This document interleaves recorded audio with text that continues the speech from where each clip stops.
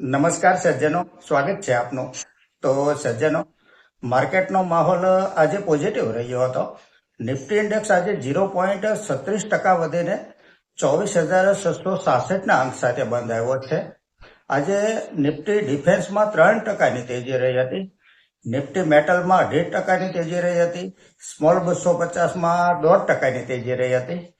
આજે માર્કેટ ખુલ્યા પછી gold ETF ધીમે ધીમે 1% જેટલો નીચે કારોબાર કરતા હતા, જે એક ઓપોર્ચ્યુનિટી ગણી શકાય.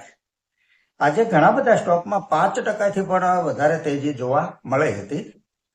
દોસ્તો, જેવી રીતે નદી કોઈ પણ હોય, અંતે તો મળવાની તો સાગરને જ હોય, તેવી રીતે સ્ટોક કોઈ પણ હોય, અંતે તો કંપનીના પ્રોફિટને જ ફોલો કરતો હોય છે. હાલમાં કંપનીઓના માર્ચ 25 ક્વાર્ટરના જે રિઝલ્ટ આવી રહ્યા છે, તેમાં કોઈ કંપનીના રિઝલ્ટ નબળા આવે છે, તો કોઈ કંપનીના રિઝલ્ટ ઠીક એટલે કે ઓકે કહી શકાય તેવા આવે છે, અને કોઈ કંપનીના રિઝલ્ટ સારા કહી શકાય તેવા પણ આવે છે. સજ્જનો, અહીં કંપની તથા ફંડામેન્ટલના આજ સુધીના વીતેલા ઇતિહાસની ચર્ચા ફક્ત અભ્યાસના હેતુથી આપણે કરીએ છીએ. જેને ખરીદ વેચાણની ભલામણ નહીં સમજવા, એક આપને વિનંતી કરું છું.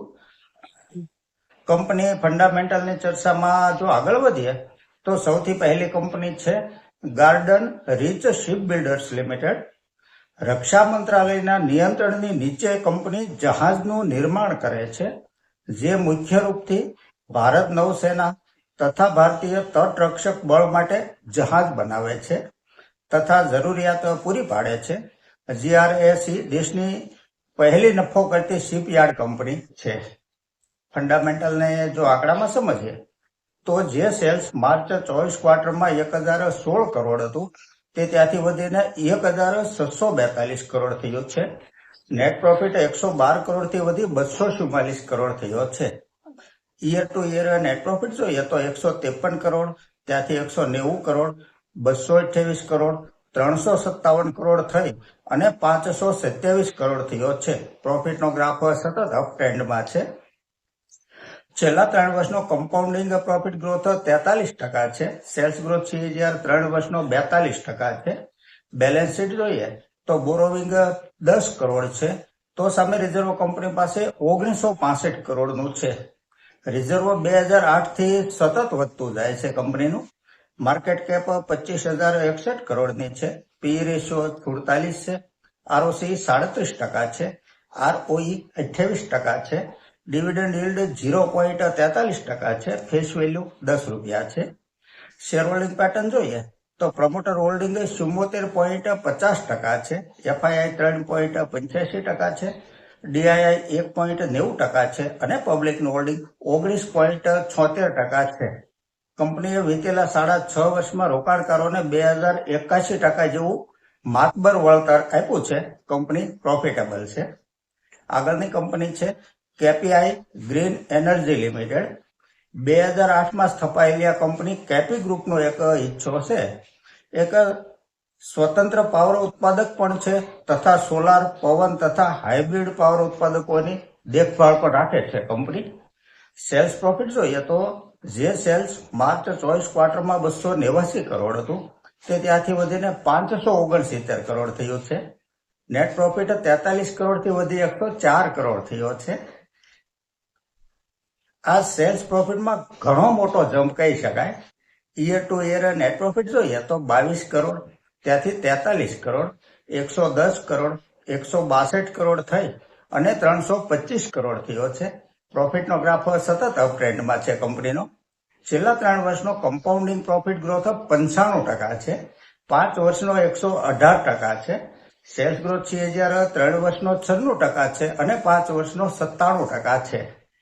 બેલેન્સ શીટ જોઈએ તો બોરોવિંગ 1,475 કરોડ છે, તો રિઝર્વ કંપની પાસે 2,511 કરોડ છે. માર્કેટ કેપ 8,701 કરોડની છે. આ એક સ્મોલ કેપ કંપની છે. પી રેશિયો 24 છે. ROC 17% છે. ROE 18% છે. ફેસ વેલ્યુ 5 રૂપિયા છે. શેર હોલ્ડિંગ પેટર્ન જોઈએ તો પ્રમોટર હોલ્ડિંગ 48.78% છે. FII 8% છે. DII નું હોલ્ડિંગ 1.64% છે અને પબ્લિકનું હોલ્ડિંગ 41.52% છે. આ એક શાનદાર પ્રોફિટેબલ કંપની છે. આગળની કંપની છે Tata power company limited. Tata ગ્રુપની આ પાવર કંપની પાવર વિતરણનો વ્યવસાય પણ કરે છે. સોલાર રૂફ પણ બનાવે છે. 1 લાખ ઈવી ચાર્જિંગ સ્ટેશન બનાવવાની આ કંપનીની યોજના છે.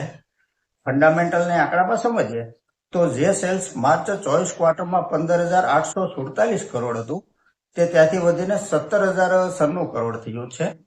નેટ પ્રોફિટ 1,043 કરોડથી વધી 1,306 કરોડ થયો છે.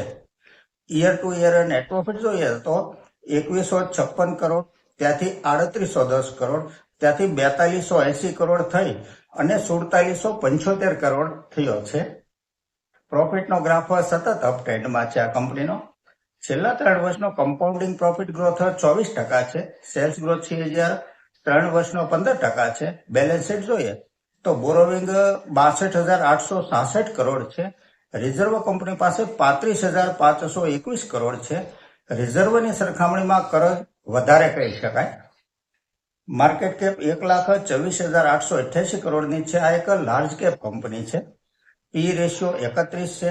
આરઓસી 11% છે. આરઓઈ 11.90% છે. ડિવિડન્ડ yield 0.50% છે. શેર હોલ્ડિંગ પેટર્ન જોઈએ તો પ્રમોટર હોલ્ડિંગ 46.86% છે. એફઆઈઆઈ 9.38% છે. ડીઆઈઆઈ 15.87% છે અને પબ્લિકનું હોલ્ડિંગ 27.57% છે. આ એક પ્રોફિટેબલ કંપની છે. તો સજ્જનો, આ સાથે આજની આ ચર્ચા એ પૂરી કરીએ છીએ. જો આપને ચર્ચા પસંદ આવી હોય તો લાઈક અને સબસ્ક્રાઇબ કરવા વિનંતી કરું છું. નમસ્કાર.